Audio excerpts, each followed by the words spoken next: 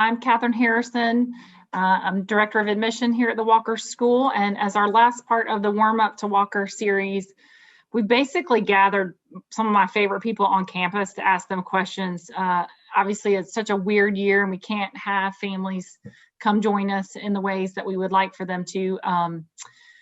So this session is happening in the middle of the day, so you may see some people pop on and pop off because obviously school is happening all around us. So I want to introduce who we've got with us, and we got a few questions, and then hopefully folks who are joining us can feel free to type into the Q&A any questions you may have about the admission process, about Walker. We're here. So I've got Wendy Hawk from our middle school team, and she teaches math. She helps with the drama department. She's everywhere and has a ton of energy, and so I want to be sure you get to connect with her. And we're also really excited to be joined by Jill Bogniak, who teaches as part of our 5th grade team. She teaches math. She also has worked with our lead science teacher, Dr. Martin. They formed an engineering class the last couple of years, so we'll talk a little bit about that. Last on my screen, but certainly not least, oh, she just popped off. Oh, there she is again. We've got Tree. Coach Barnett works with our youngest, so she has our early learners, 3 years old, all the way through the lower school. She also in our PE department, so she gets kids moving in all sorts of exciting and creative ways. And what I also love is that she connects with our older kids. She is head of our women's soccer program, and she's coached basketball this year. So she has all these different roles on campus. So guys, we will just hang out and I'll throw questions at you. And I understand, and I think Derek is going to join us as well. I guess the other guys were scared. They're not on yet. So it's us ladies. All right, so Tree, you have our youngest ones. In fact, I saw you out on the field with what looked like pre-K kiddos earlier today. What does that gross motor development, what are things that you do? How do you trick kids into doing all of the things we know they need when it comes to their overall development? I play really loud music and it tricks them into wanting to move and dance and use all of those big muscles they need. Basically what we're trying to do with the gross motor is teaching them how to move in space and move safely in space, and teaching them how their arms and legs work together so they don't bump into each other, and how to move. We always say eyes forward. Don't bump into a friend. If you can touch a friend, you're too close, so that they're aware of the space around them and they use their arms and their legs to help them move in that space.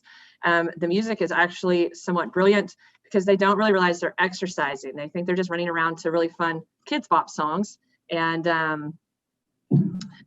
they also, I mean, we don't just like run around the gym or anything, or just the field. Like there's a lot of gross motor movements that we do using different equipment. I'll introduce hand-eye coordination, foot-eye coordination. I use hula hoops, I use balls, I use balloons, I use paddles, all kinds of things that they can manipulate and learn how to use while keeping themselves safe as they move in space. So that's basically how it works with the littles.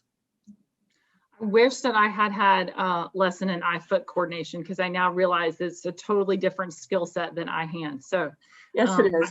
I appreciate all the ways you get them moving, and it is certainly energizing for those of us who get to bop into your classes and see you in action. So jumping to the lower school, we've got Jill Bogniak. If you want to talk a little bit about 5th grade in general, and then maybe specifically, it looks like you're in the Tinker room right now. Yeah. Using every inch of our space. So thanks for jumping in, and talk a little bit about what you and Holly kind of created together, if you don't mind. No, sure. I mean, Holly and I found a couple years in a row where we would be trying to teach the same concept, but using different language, and found that got rather confusing to some of the kids. We also found some students who really, really thrived with hands-on in terms of learning the math and the science with hands-on. And So we decided, we had an open block one year, and we decided that we wanted to try teaching an engineering class. And basically it was a way for us to hone their skills on measurement in a way that was more real than compartmentalized into one classroom or another. Building, I mean, we ended up building a gaga ball pit. We've done putt-putt courses, all kinds of different things to get them to apply the math and science that they've learned. And so that when Holly says the 1 unit of measurement and she names it one way and I name it a different way, they understand that we're talking about the same thing. So that was the impetus of getting that started. Luckily, we had an open block and we've run with it ever since. We haven't been able to do it this year, but we're hoping to jump back into it forevermore. Awesome. Awesome. So Wendy, jumping up to middle school, and you wear a lot of different hats. You also have Walker children of your own that have graduated. But in thinking about how your middle school team was really intentional about changing how kids feel about math. We get a lot of new 6th graders, right? And I got to witness, nothing beats the truth. The other day I was sitting in on Wendy's class. She was at home because she was awaiting her 2nd dose, I believe, of the vaccine. So super excited about that. So she's teaching from home and she's dressed as a wizard. And she has this hat on and she's speaking with this different voice and throwing all these math problems at them. And so I'm seeing kids jump up, work together, figure things out. And I know for a fact, one of the students through the admission process told me she hated math when we started the conversation. She hated math. And to see that shift happen, can you talk about what that looks like in the middle school? Sure. Middle school child is a really special child. You know, they're different every 3 minutes. Matter of fact, I laugh when people are like, oh my gosh, you teach middle school. And I always say, you have to understand, a middle school child will start, they're not behaving right. They're doing something weird. And then all of a sudden, wait 5 minutes, there's somebody else. They're just so awesome. They have so much to offer. They're so unique. And as a team, the middle school is really trying to find them and help them find themselves, because that's such an important thing.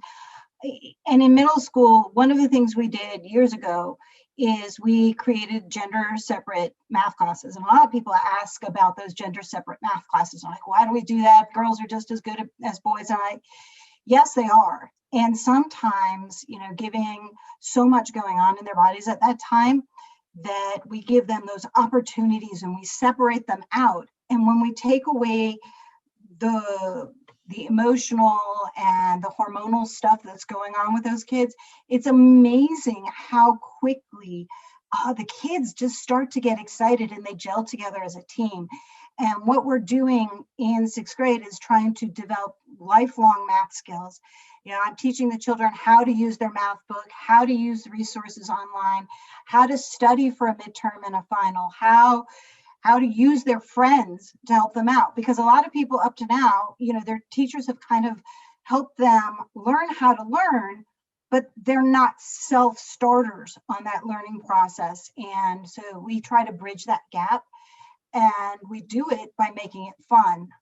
One of the things we do is I always have a competition, my girls' class versus my boys' class, and whoever gets the highest class average on their math test gets donuts. And donuts is not a really big deal, but it's about the winning. And what it is inspired is the girls will help each other so that even my students who are a little weaker start getting stronger. And then my stronger ones become stronger because they're teaching.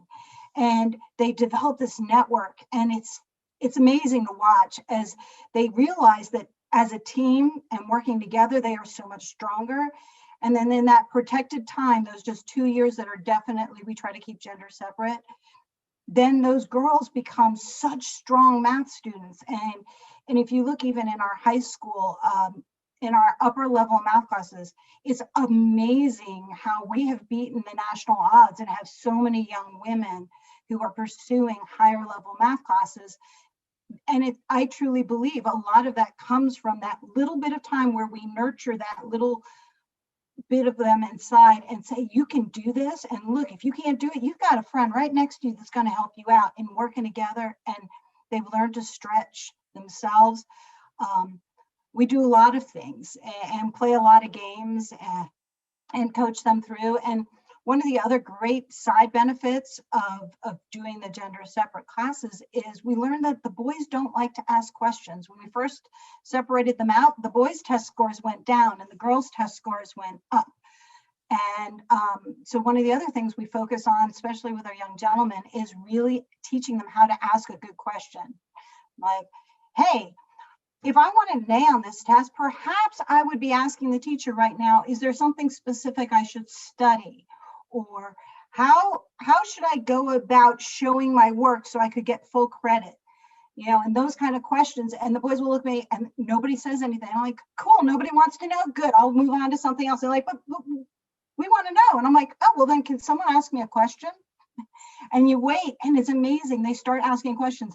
And the beautiful thing is, by this point in the year, my boys are asking great questions, stuff they wouldn't even think about asking in the beginning of the year. And it's just great. And we all love them and just want to constantly encourage them to learn. I will say that was at the end of the Wizard project. You know, I'm again witnessing all this. Like, do we have bragging rights? Did we beat the guys' time? They were fired up. So we have one other panelist with us, Dr. Derek Williams, and Derek's got an interesting story. He joined us first as director of our human resources and came last year, and I think he spent some time checking us out before deciding if this is the school home that he wanted for his children. And so we love Derek, but better than Derek, we got Katie and Jackson that joined us this year in 6th grade and 9th grade. So you have a unique experience, a unique perspective to having one start middle school and high school after doing a year as a prospective parent behind the scenes. So plus I like hanging out with you. So that's why I asked you to join. So jump in, Derek. Wow. Yeah. Can you guys hear me? Because I have problems with my microphone sometimes. Well, yeah. Walker is a very, very unique school. And I say that because having been in this industry now for almost 28 years, and I know I look good for my age, but it is truly a family environment. And I really take it serious. And I've always told myself that I would never work in a place that my kids could not attend, especially if they were of the age of the school that I was working in. So for me, coming to Walker, working at Walker, getting to know the people, I really felt that this is the environment for my kids. I think there's a question that's in the Q&A about establishing equity for students who historically are marginalized to ensure all students have the support they need to be successful. I think that comes with definitely the fact that we are intimately scaled. We're a small family environment. I really feel that students have the opportunity to make those lasting connections and meaningful connections with the people who are there to provide for support for them. And that's the teachers. Everyone on this call, I've had great conversations with, and also the teachers at the school. And I feel comfortable that my kids who are part of that historically marginalized group, they feel comfortable going and talking to their teachers if they feel they need some additional support. I've asked them, hey, how do you feel about going to your English teacher, to your math teacher? Do you feel that they will give you the assistance they need? And they said, absolutely, without a doubt. And I think that says a lot about who we are as a school, and the fact that our core value, infinite worth and dignity of the individual. That's who we are. That's what we believe at our core. And I think that we do go out of our way to make sure that all students feel as though they belong here at Walker. I felt that the moment I walked through the doors, and I can honestly say that my kids feel the same way. And I ask them every day, how do you feel today? What's going on? How were your classes? And they absolutely are having a great experience. And it's not just because they're my kids. I want to stress that. It's because of the people who work here, and the fact that the people who work here love kids, and they love seeing kids be successful regardless of their backgrounds, regardless of where they come from, who they are, what they look like. It's because we all are invested in ensuring that our kids receive the best possible education. So for me, this is an amazing school, and we do everything we can to ensure that all kids feel like they belong here at Walker. I think a big one for me too is we encourage our kids to ask questions and push us. The other day I was in lower school and loading carpool in the afternoon, and we're talking about the Chinese New Year, and I had a lower school student chime in, and she said, you know what? They call me Big Miss Harrison. I'm 6 feet tall. There's a little Miss Harrison on campus who's about 4'11". So I'm just rolling with it. So I got the Big Miss Harrison. You know what? You should call it the Lunar New Year, because I'm Vietnamese and we celebrate in all of Asia this time of year. I said, gosh, I never thought about that. Thank you so much. I immediately reached out to Derek, and we're changing it on our school calendar. But this was, gosh, what grade is Emmy in? Maybe third or fourth? Third grade. So to have a kid, say, hey, this is something you should think about from my perspective. And so it's also shaping, I think, how we're going to celebrate on campus next year. So encouraging kids to keep learning. Our adults are always learning. So that's huge for us. There was another question in the Q&A about capital campaign. Our most recent big campaign was to build our science and technology building, the Warren Science Building, and that was completed ahead of schedule thanks to some really generous grandparents that stepped up. And we're always trying to hold things in balance. You don't want big projects or decisions to impact tuition, because we want to make everything sustainable for families. So there's not a capital campaign going on right now. I think the next phase involves, if I'm correct, and Derek, you probably know more about this than I do, a new upper school building, and then revamping part of our current middle school, upper school space, so we would have a quad and more green space. We're constantly trying to create more green space on campus and take advantage of that. So I don't know if anybody else want to chime in. That's my understanding as well, the addition to the middle and upper school.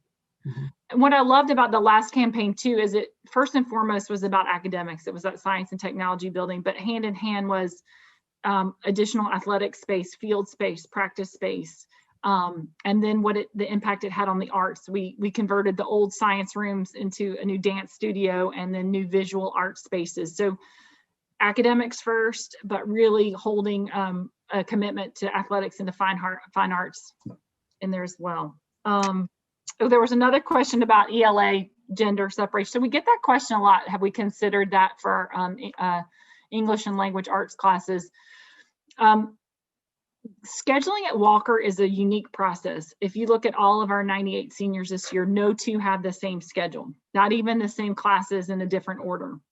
So we get all of the scheduling requests and then build a schedule that works for kids and works for students. And then as teachers, we find out what we're teaching. I love too when kids are like, so what class do you have next year? I'm like, I don't know yet. You might know before I do. And building a schedule that really makes sense for students is important to us. So that also makes things really complex. So the single gender math right now is where we have our commitment, because it is a class where there's a right or a wrong answer.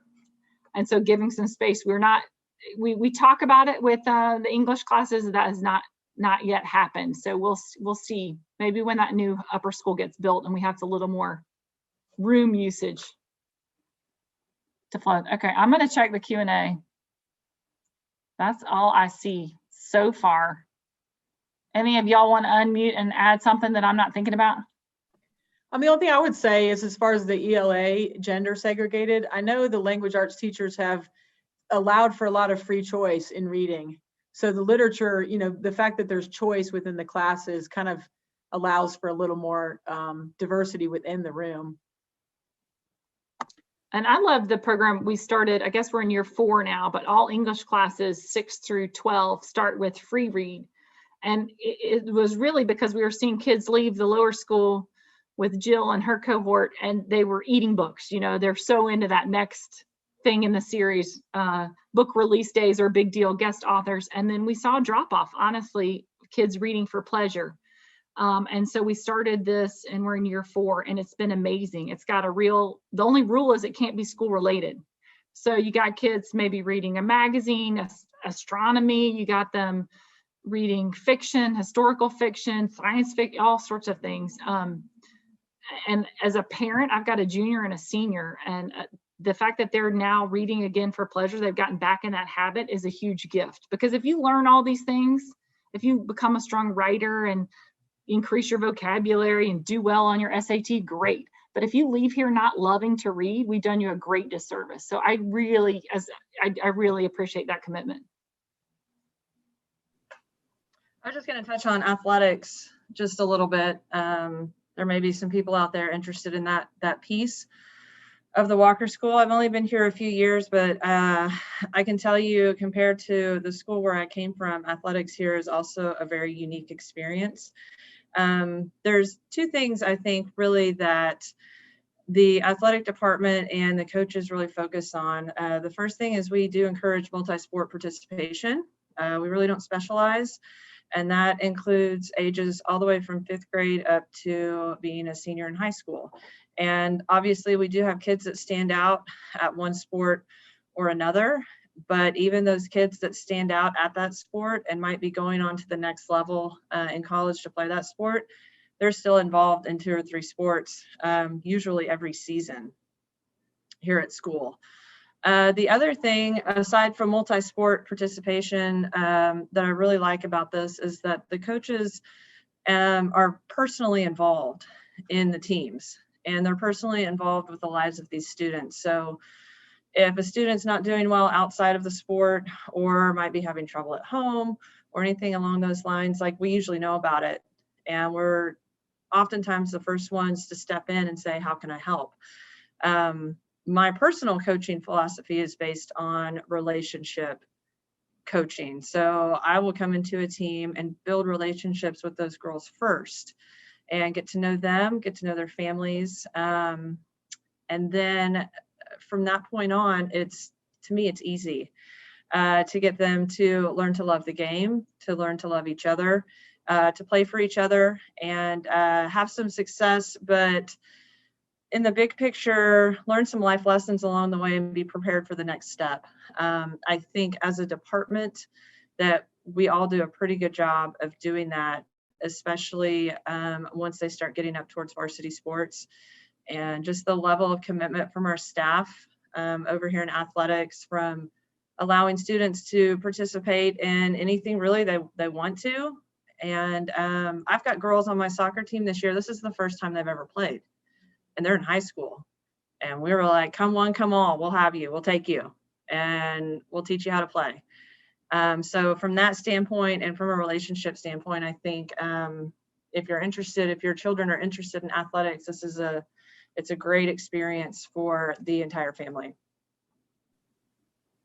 I'm super grateful, Tree. My daughter is one who has specialized in another sport and is basically just playing soccer because she loves the coach and loves the teammates. And what you do with your super skilled club level players and your newbies and having them all feel a part of the same family and feel valued is huge. And again, as I look on this call, a lot of our kids and a lot of us have learned valuable lessons through team sports. So that's an amazing thing. There was another question about outside speakers and field trips. So I'll talk generally and then let everybody chime in and what their experience is with their division. But it would have been a really easy year to say, nothing's happening. We can't make it happen. Instead, across the board, we've gotten super creative. And I've never been more proud to work with a group of people. So we've had guest authors Zoom in. We've taken our kids all over the world via technology to different, I think there was a Zoom the other day with a school in South Africa, a former family that was here and they've moved back. So, our job is to teach our kids that there's a big world out there and how we want them to positively impact that world. So, normal year, yes, field trips, connections in the community. We want all of that for our kids, and it can look anything as small as, the kindergartners go down to Georgia Tech and learn how to make paper at the paper museum, which I thought was going to be a boring field trip, but I actually had a blast. And then big, we have partnerships with schools in Spain, Germany, and France. So our kids participate in that sort of exchange. So it's exciting. Anybody want to jump in on outside speakers or how we get out and how we bring people in? I can talk for a moment. One of my favorite things to do is to put on my other hat and be a drama teacher. And one of the coolest things that I just kind of fell into backwards is I take my little drama class in 6th grade, and drama in 6th grade is just as much about learning how to be a public speaker as it is about learning how to act and how to present yourself in such a way that you create a positive image to the person you're speaking to, whether it's 10 people or 500. But I divert. Anyway, so the trip thing. So I take my 6th grade kids to some historical location, and then we read historical documents and letters, and we look at historical maps, and we listen to the stories of the docents in that arena. And then the kids come back and we create a storyboard and write a play.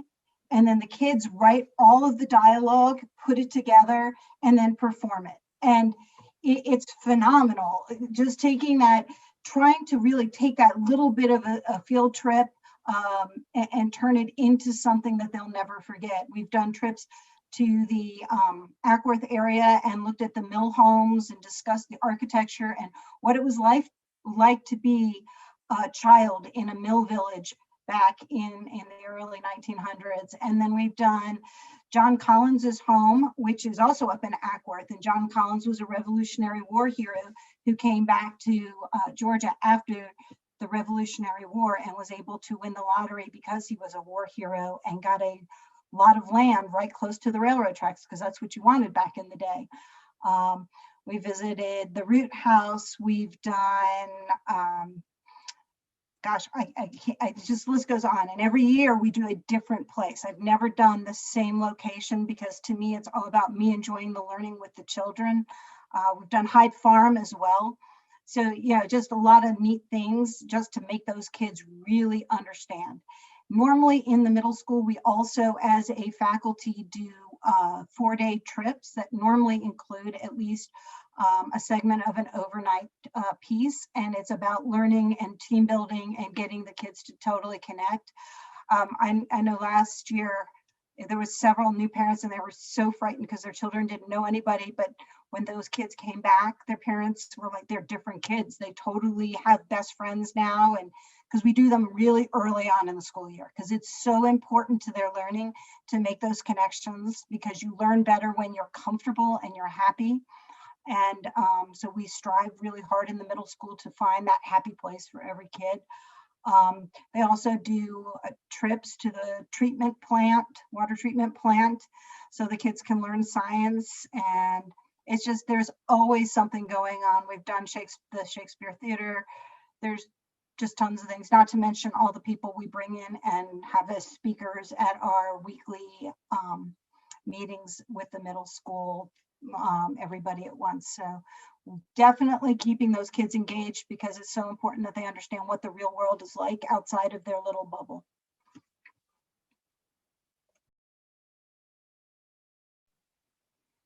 I love too when we bring recent grads back to talk to kids. I think that's a powerful piece. You know, when you have, I think about the young woman who's down at Georgia Tech, and she's like, I ended up at Tech because I'm good at math and science. Guess what? Everyone there is good at math and science. My difference makers are I know how to work with other people. I'm not afraid to present our team findings, or I'll take advantage of office hours with a professor. Or we had another gentleman, he's engineer up in Chicago. And he's like, listen, I'm never the smartest person on my team, but I'm the only one that can explain to the investors what we're trying to do. So all those soft skills that your teachers and your parents are talking to you about, they add up to make a really big difference. So those are powerful opportunities too. I can't see, though there was a question about sports. Jill, you want to take that, given the lower school, like if there's opportunity starting in 5th grade, how that works? Sure. We have several 5th graders. Sorry, I had to unmute myself. We had several 5th graders. We always have several 5th graders who play sports with the middle school programs. Not every sport does that become an option, because we wouldn't want to limit the middle schoolers who have the opportunity to be on the middle school teams. But I'd say of our 60-ish students this year, we probably have had 15 to 20 fifth graders, 15-ish, compete in sports so far this year. And as long as they're interested and can handle the workload, it's not an issue down here. They have to leave early occasionally. But anyway, the kids love it. It's a nice segue. And a lot of them have been in the lower school for a while and have been looking forward to being able to participate in that way with the upper school and kind of transition to the middle school. We've got some students who are new this year who are absolutely rocking sports. I mean, we've got some wrestlers and you know, all kinds of participation. So it is something that we make happen, because it's something that you know, the fifth grade students are just so looking forward to all the freedoms that come with middle school, and it is one that we can offer. Awesome. And there was a question about bringing parents in. I think back, the most recent memory I have is actually last March. We had a big job opportunities in STEM night in our building, and it was right before the world shut down. So I think it was like early March last year, and we had Hethel, who is a big wig at Google, and we had, Toby Thornton was there and gave a great presentation about opportunities within STEM and IT work. And so any chance we get for our parents to share their stories and their passion with kids, we'd love to have that involvement.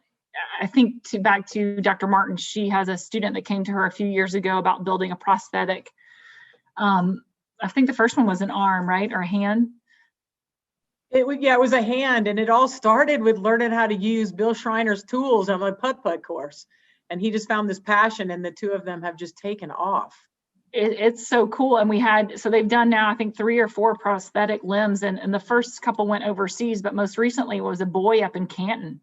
And how cool to help a kid solve a problem by building this prosthetic arm and hand. And we had one piece that was too big. We couldn't build it on our 3D printers. And so the Underwood family stepped up. They read the article in the week at Walker and like, we'd love to help with this. So we absolutely, the partnership between home and school is huge at every level. That's when that works, when we're really shoulder to shoulder, letting all of our kids know we're on the same team and we're actually on their team. We're not ganging up on them. We're really on their team. And I love the ways that happens on campus. Anybody else want to jump in?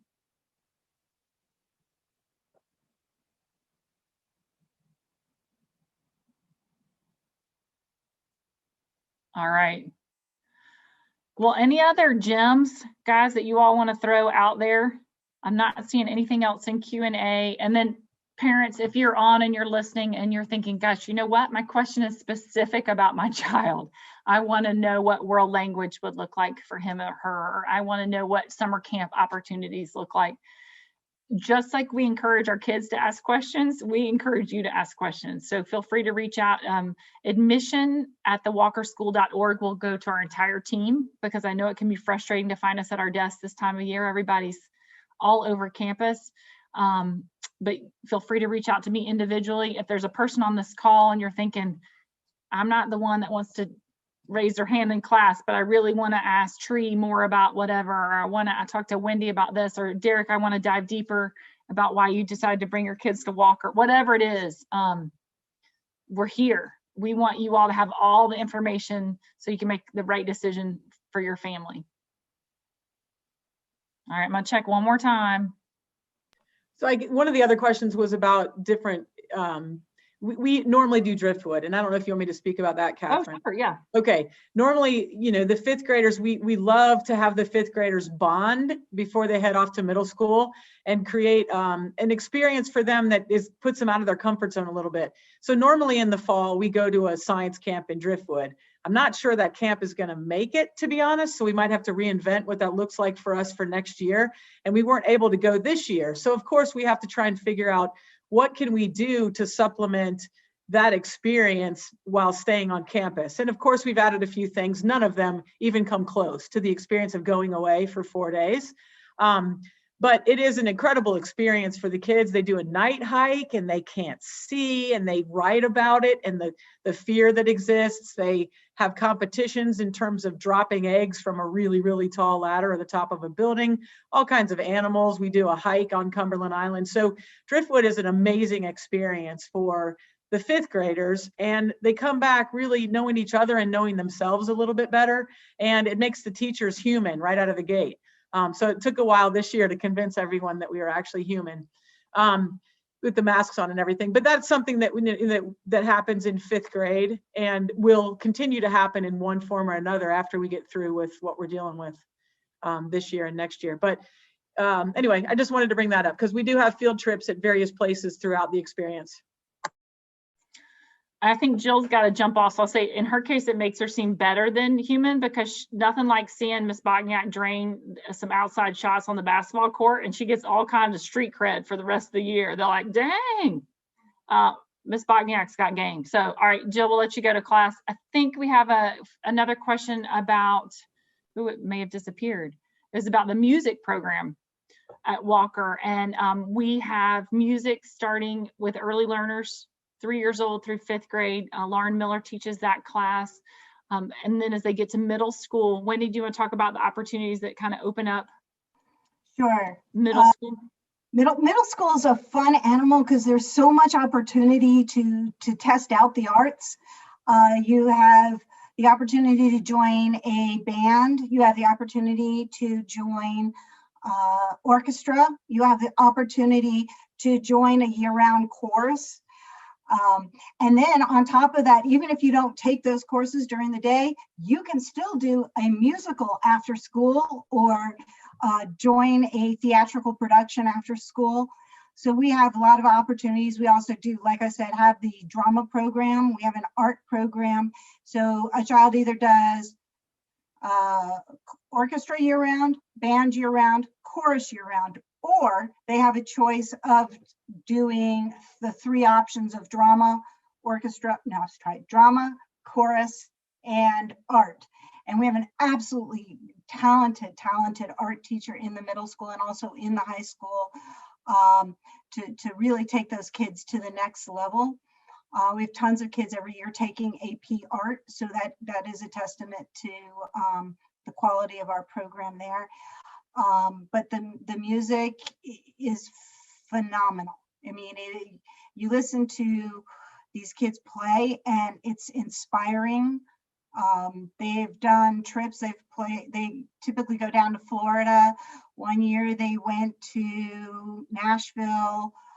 They've done a lot of really great things. I believe they even played at the Kennedy Center one year. I think that was like 3 years back. So the kids are very talented. They're very passionate about their music. Our high school musical actually uses students as the pit. And actually, if your kid is a techie, like somebody who's not quiet, they kind of like, or if they're interested in theater, we have an incredible, great tech program. Our kids work our light boards and our soundboards and microphones, and are the backstage managers and the production managers for our shows. It just gives the kids so much more opportunity to get some real life skills. It's so cool when you can actually, as a high school senior, be putting on your college resumes, hey, I was the manager for a show. I mean, it's something we offer that a lot of other schools do not do. So it's really cool. And they actually become kind of like members of the faculty. We were doing a production meeting for our upcoming show. We're filming High School Musical for the high school, and we're going to be running that show online, of course, only. But the cool part is I'm in this production meeting. I'm in charge of props. There's another teacher who is in charge of the overall show and the dancing, and there's another teacher who's doing the singing. And then there's 4 high school kids in the room with us, and they are just as equally important because they're organizing the backstage crew and the lighting crew. And it's like crazy to think that these are just kids, but they're so passionate and they become part of a team. And I truly believe those are the greatest moments. And there was one other thing I did want to say, and I can say this as a parent as well as a teacher. I think the best way I can summarize a walker education to someone who hasn't felt that experience before is, if you think back to your child's favorite teacher, where your child just fell in love with their teacher because their teacher really knew them. I typically think of that kindergarten teacher, and that kindergarten teacher who just adored them and loved them, and you just felt so good about it. That's every year at Walker. We take your kid and we want to love them as much as you. And when they don't do well, we hurt. If a child doesn't do well on my math test, I go home and I'm devastated. And then I try to figure out, okay, how can I help that child?